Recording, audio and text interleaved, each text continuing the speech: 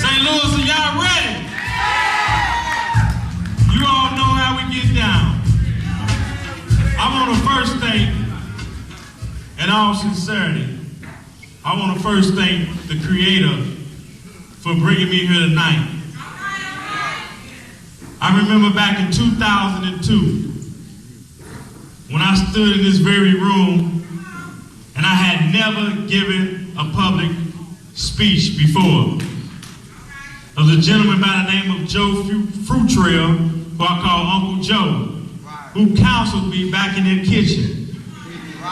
And I said to him, Uncle Joe, what should I say? I'm afraid. And he told me to always speak from your heart. I had never spoken before. Never in my life. And whenever I speak, I always think about Uncle Joe. Now, I could have had this kickoff anywhere in St. Louis, but I believe that when you want to kick off your campaign and when you want to do something righteous, you always got to come back home. Because you know what?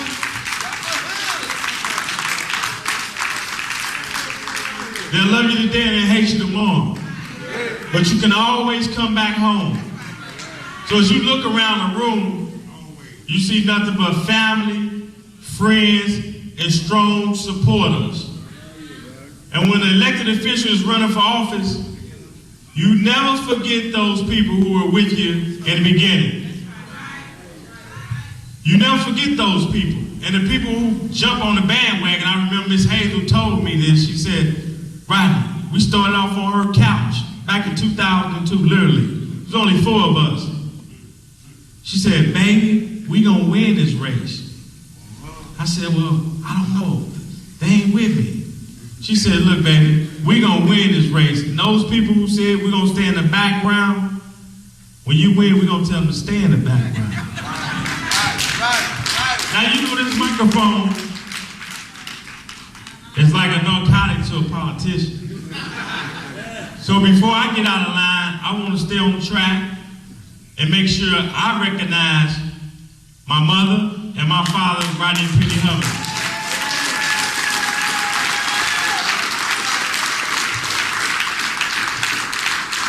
My grandmother, Mary Hubbard.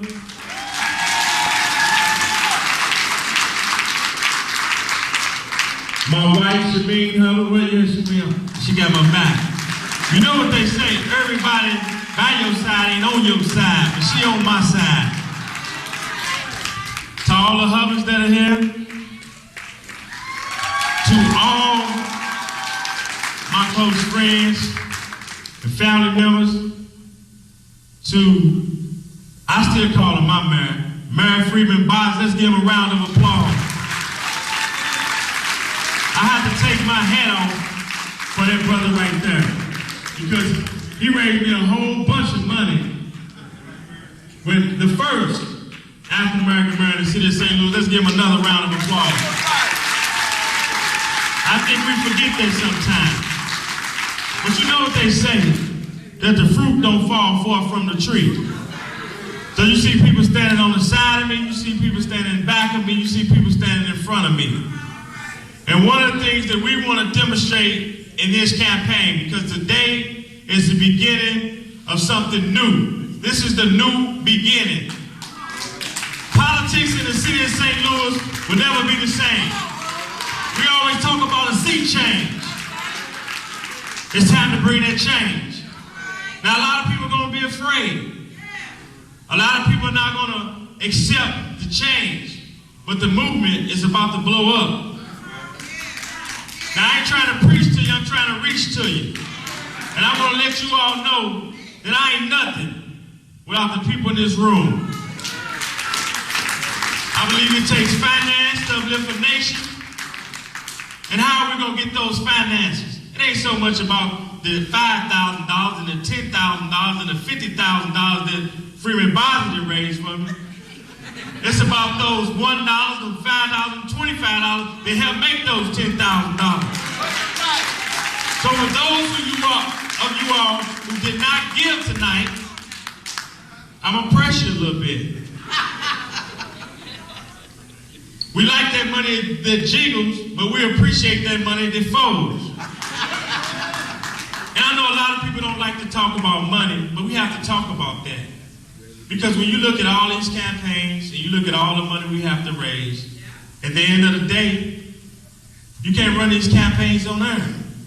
And I'll tell you this, and we've been blessed. We have some opponents who say that they really want to run for the 5th Senatorial District.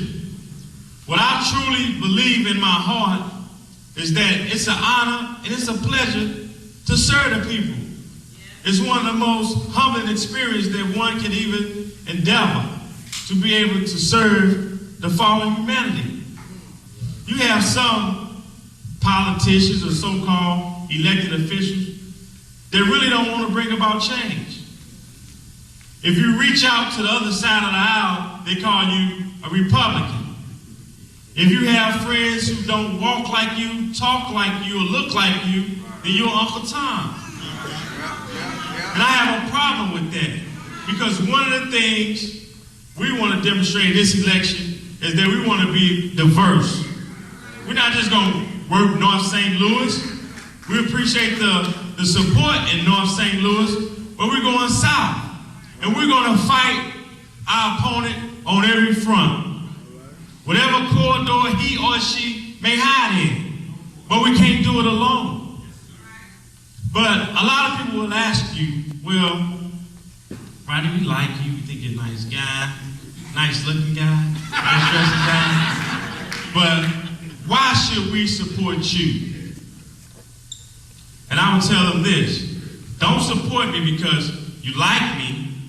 Don't support me because you know my name or you think I'm a nice guy. Support me because my works. And I know for some of my Christian brothers and sisters that's in this room, you all have heard that song that says, may the work I done speak for me. I want my work to speak for me. Don't support me because you feel like it's the right thing to do. Support me based on my works. So I would challenge any of my opponents or my opposers to show me their works. Because good deeds will pave the way to hell. But let's see your works. I want to see how you're going to stand up, not just for black people. Because I believe that when God made all of us, he made all of us as human beings. And one thing about me, my conversation will not change. If I'm in a room full of white people or a room full of black people, I really believe that we need to bring this city together. Now, how do we go about that? We go about that, bringing the city together, by letting our creativity and our spirituality and our diversity embrace one another. Because we cannot pull this city together alone. So, to all the naysayers, to all the slanderers, to those who have the spirit of doubt, I come to tell you today that you're looking at a man. You're looking at a man who fears no one but the Creator. You're looking at a man who's going to stand on what he said, who's going to stand on what he believes, who's not going to buckle. We face controversy. We've had turmoil throughout this election process. And there's more to come. But I will assure everyone in this room that there's none fake or superficial about me. What you see is what you get. Now, the biggest knock on the politicians is that we never see you until it's election time. But I want to tell you, if you haven't seen me, I haven't seen you. And I say that humbly because there's a process. And the process is engaging one another. I don't know if you have problems in South St. Louis, if you haven't called me. So we have to begin to engage people in the process. Now, why should you support somebody like me? Not because you like me. You want to support me because I have a proven track record. Not because you can say, well, Rodney, he passed a couple of bills, he set up a vaccination program, the state of Missouri that leveraged over $4 million for first responders that are deployed to a disaster area. Not because of that. You don't want to support Rodney Hubbard because Rodney Hubbard leveraged over $1 million to a reentry program for ex-offenders. You don't want to support me because of that. You don't want to support me because Rodney Hubbard made sure he strengthened the laws to find those lead abatement contractors who did not obey the public school system or obey poor houses in North St. Louis. Not because of that. You want to support a guy like me because I have vision. I have the wherewithal, and I'm humble to have that. You want to support a guy like me because I can go to Jeff City and get the job done.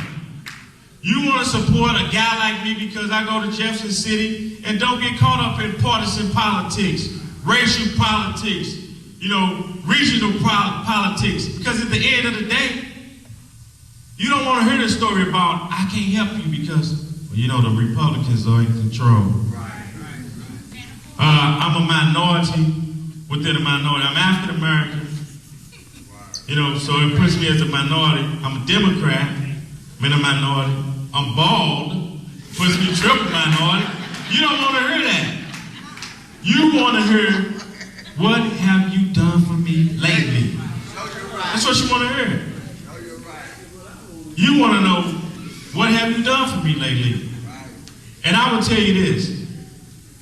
This is going to be a long, hard journey. I can't do it without you. I won't do it without you. And I'm going to ask everybody in here today, as you look around the room, think about 10 other people who you know, who will do anything in the world for you, no matter what.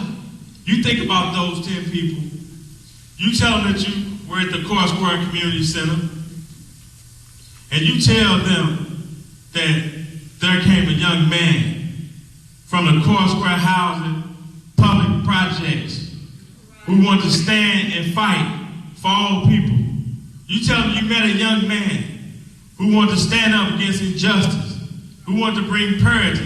You tell them you met a young man who wanted to bring resources back to his community, who wanted to get rid of those dilapidated buildings that we see all around our neighborhood. You tell them you met a young man who wants to get to know them, who wants to reach out to them, who wants to come to their family reunions, who wants to come to picnics, and who wants to have genuine relationships outside of politics. You tell me you met a man who's going to be standing and fighting and working day in and day out up in Jefferson City. It's not easy being in Jefferson City away from your family. In order to do this job, it's a thankless job.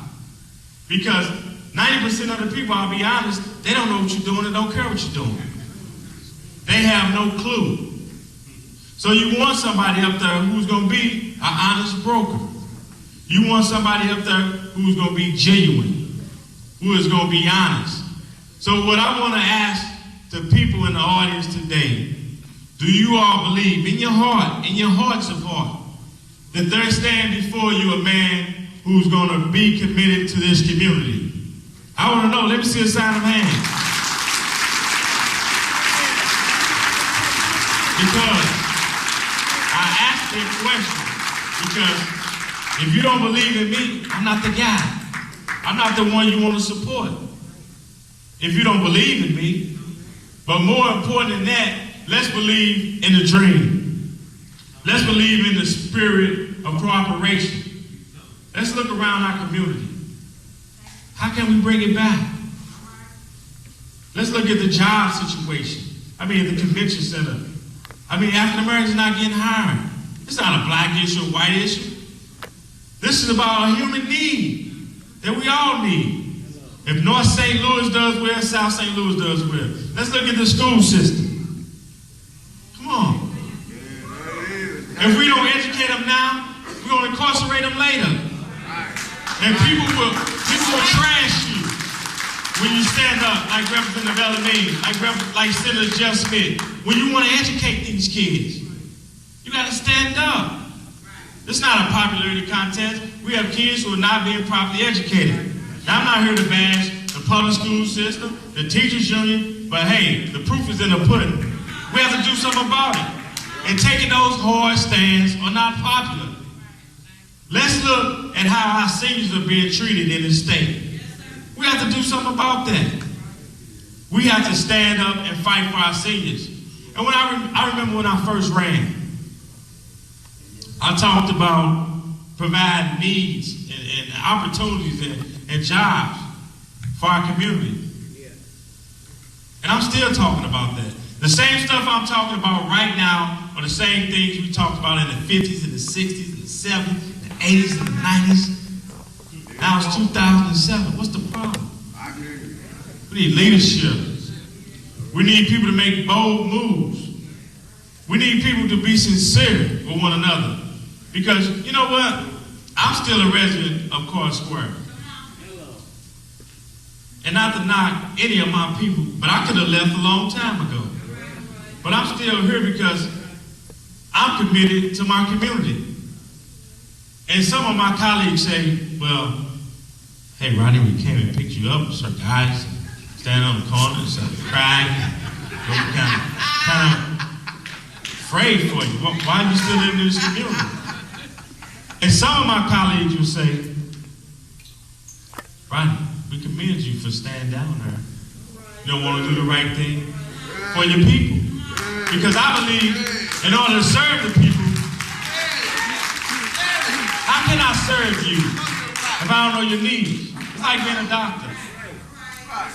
If I'm a doctor, if I'm a heart surgeon, and I don't know you have problems with your heart, or I don't know anything about a heart, how can I properly diagnose you? So I think we need a lot of diagnosing to take place. We have some of my friends who I'm proud to be affiliated with. I told you about the Elamines and Jeff Smiths and Coster, the rest of the people that are behind me, Representative Elamines and Nashees and the Betty Thompsons of the world. But I'm proud to be a part of history.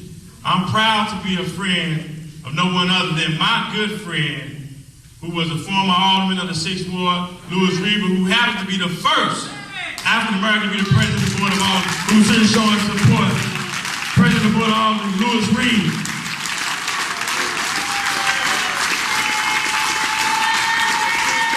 Another good friend of mine. I know you all have heard of an organization called Better Family Life. This brother name is James Clark. He's out here with our youth. And he's always teaching our kids about doing the right thing. Brother Tydell of the Moore Science Temple, give him the greetings, brother.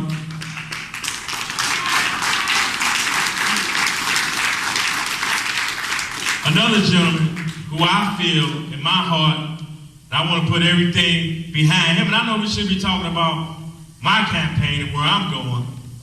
But I believe in the Spirit. When the Spirit moved through me, I speak my heart. This is a young brother who I admire, and I've watched for so many years and look and lean on his leadership. No one other than the former alderman of 19th Ward. Let me finish. He is now probably the youngest lights collector of the city of St. Louis and will be the next mayor of the city of St. Louis, my man, Mike McMillan. I'm calling it like I see it. We got my man, Kevin Bryant, who has grown up my image, who does all the graphics and designs for me. Let's give him a round of applause, Kevin Bryant. I want to say this.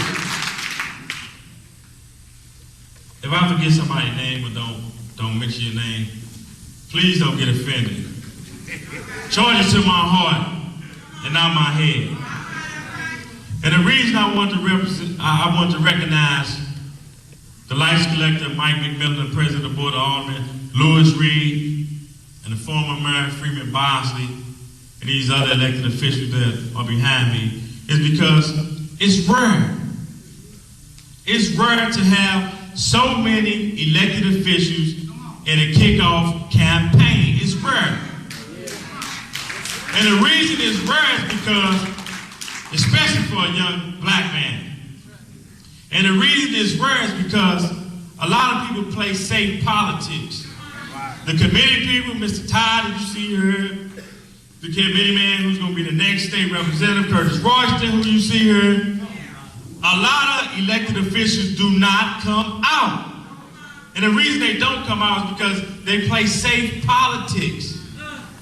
And we're not trying to be safe. We're trying to make bold moves. And that's what it's going to take.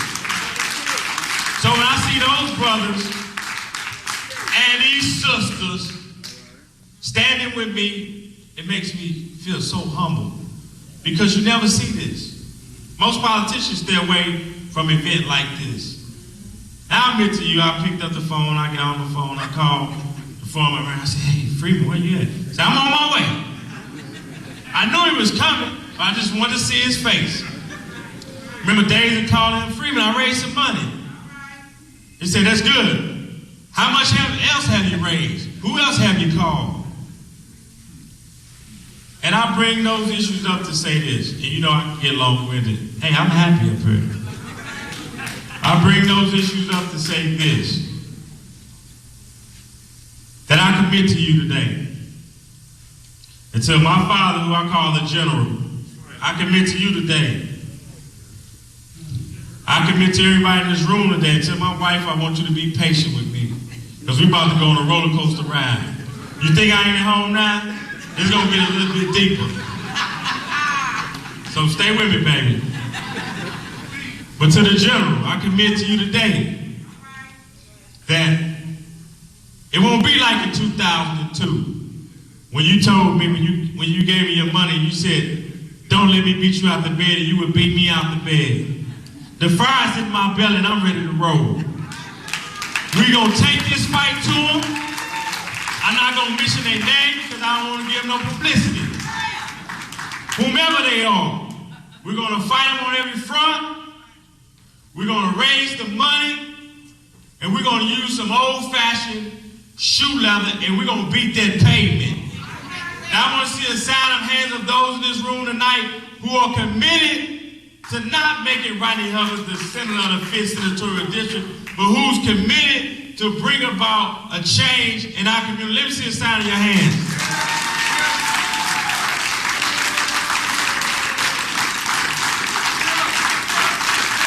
Stand up